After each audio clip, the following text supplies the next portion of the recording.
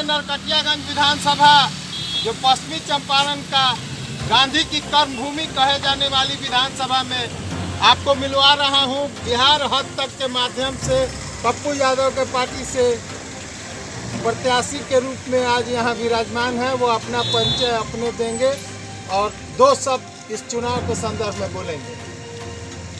मैं जन अधिकार पार्टी नरकटियागंज 3 से अफसर इमाम यहाँ का प्रत्याशी हूँ।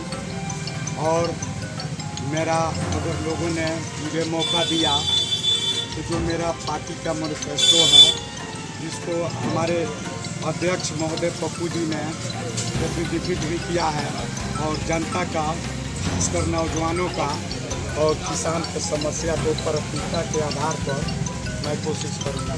क्या आपकी पहली पार्टी है जिसने लिखित रूप में दिया है कि मैं अपने कार्य और वादा को पूरा करूंगा, अन्यथा यह गद्दी छोड़ दूंगा? हिंदुस्तान की, बल्कि बिहार की नहीं, ये हिंदुस्तान की पहली पार्टी है जो शपथ पत्र, जो घोषणा पत्र होती है, वो जनता में न ले आकर पहले हाई कोर्ट में ले आके अपना ये बाउंडेड हुए और तब जनता में मंगवाए। इस तरह से कोई पार्टी। आपने पप्पू यादव को ही क्यों चुना? पप्पू यादव को इसलिए मैं चुना, कोरोना में, महामारी में और बच्चे लोग जो फंसे हुए थे, मैं उनके कामों को देखा और देख रहे हैं कि बिहार और बिहारियों की बात करने वाला पप्पू यादव हैं। जो जितने विद्यार्थी लोग, उनके पेरेंट्स, गार्जियन जो परेशान थे, इस देश में कोई उनकी समस्या को सुनने वाला नहीं था।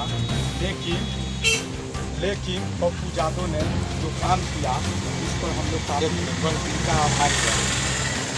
जनाब, मैं ये कहूँगा कि ये महात्मा गांधी की कर्मभूमि जाने वाली चंपारण, उसके मूल रूप से महात्मा गांधी के सत्याग्रह की भूमि है ये। इसके संदर्भ में दो शब्द। आज तक उस गांधी और इस कर्म भूमि को लोगों ने भुनाने का काम किया है। जो गांधी का खाप था चंपारण में, जो होना चाहिए उनके इस कर्म भूमि पे, वो ऐसा लोगों ने कुछ नहीं किया और झंडा किया और अपने नाम को उससे जोड़ कर फायदा किया। लेकिन मूल रूप से गांधी जो किसानों में, आम जन में जो चंपारण के लिए चाहते थे, मगर वो किया। मैं गांधी के विचारों को, उनका ये विचार था कि इस हिंदुस्तान की आधी जनता कृषकों में बसती है और वहीं से उत्थान होगा, कृषि का उत्थान होगा, तभी इस देश का उत्थान होगा। इस संदर्भ में आपका क्या कहना? ये तो बहुत ही अच्छा था, क्योंकि ये भारत की कृषि प्रधान देश के रूप में जाना जाता है। और उस अगर उन्होंने जो कहा, उनका जो खाप था, ये बहुत ही अच्छी बात थी। खासकर चंपारण के लोग 80% लोग, 90% लोग इस कर्म भूमि पर गांधी के उसी खेती से आधारित। आप मूल रूप से रहने वाले कहाँ के?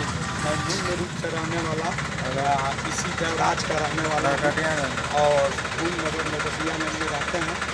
मूल रूप से हम लोग आज़ादी की लड़ाई में आपके इस मूल की क्या भूमिका रही? आज़ादी की लड़ाई में इस जिला में जो हमारे पूर्वज थे, हमारे वो भी फ्रीडम फाइटर थे। लेकिन जब उनका पेंशन की बात आया, मंजूर नहीं किया। राजकुमार शुक्ला दल बना, मेरे ग्रैंड फादर भी थे और उन्होंने भी लड़ाई को लड़ा था। मैं उन्हीं का वंशज हूँ, उन्हीं का। पैसा कितना जल्दी अब बिहार संग्राम की लड़ाई लड़ रहा है। पैसों के बाद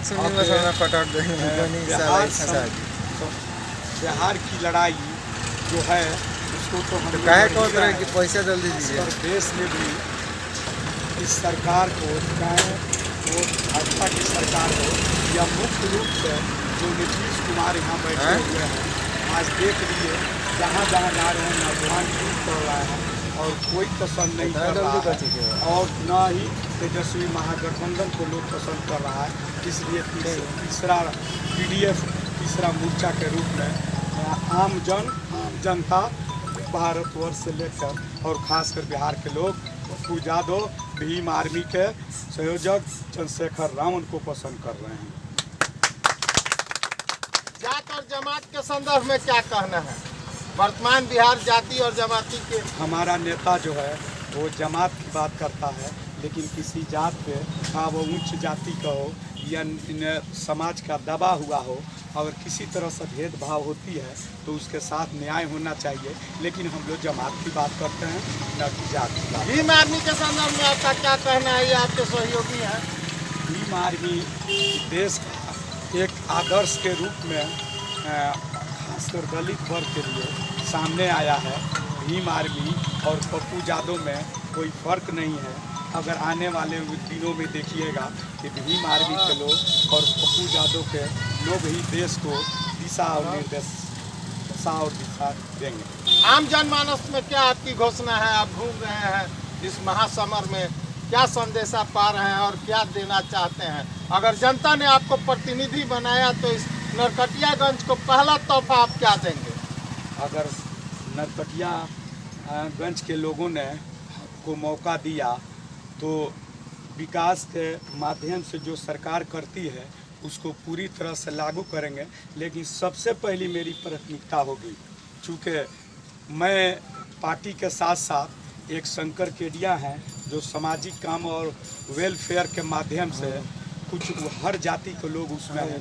मैं उन लोगों के माध्यम से और अपने माध्यम से और सरकार के माध्यम से मैं चाहूँगा कि इस नरकटियागंज विधानसभा क्षेत्र में सबसे पहले है कि वो शांति रहे, और शांति रहेगा तो वो लोग खेती भी करेंगे और बिजली रहे जिससे बच्चा लोग पढ़ेगा, और स्वास्थ्य का सही यहाँ पे जो होना चाहिए स्ट्रक्चर उसको मूल रूप से बुनियादी सहूलत है उस पर ध्यान दूंगा, और लॉ एंड ऑर्डर और सामाजिक सौहार्द पर। धन्यवाद। आज मैं बिहार हद तक के माध्यम से माननीय पप्पू यादव के प्रत्याशी, क्या नाम हुआ आपका? अफसर इमाम साहब से मिल रहे थे। जनाब, आपका इनके संदर्भ में क्या कहना? आप तो भीम आर्मी से हैं।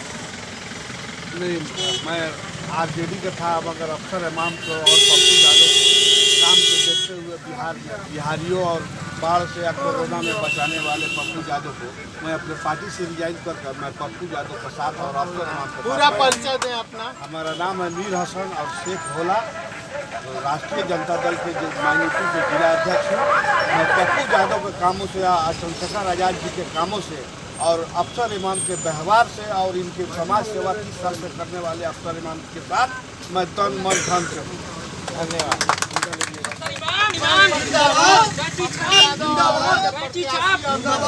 संदर्भ में क्या कहना है? बिहार हद तक के माध्यम से आपसे पूछना चाहता हूँ, एक आम जनमानस होने के नाते आपकी क्या मानता है? आप किसकी सरकार बनाना चाहते हैं? पप्पू यादव बिहार में एक तीसरे विकल्प के रूप में उभरे हुए हैं। लॉकडाउन में, कोरोना में और बाढ़ में पप्पू यादव का जो क्रियाकलाप रहा है वो भय में नहीं रहे, घर में बंद नहीं रहे। नीतीश जी और नेताओं के जैसा बाहर निकल करके बाहर फंसे छात्रों का उन्होंने सहारा दिया, बुलाया, बस भेजा, प्रवासी मजदूरों को बुलाया। बाढ़ में उन्होंने पैदल चलकर बुलेट से और जेसीबी लेकर पटना से बाढ़ से निकाला लोगों को।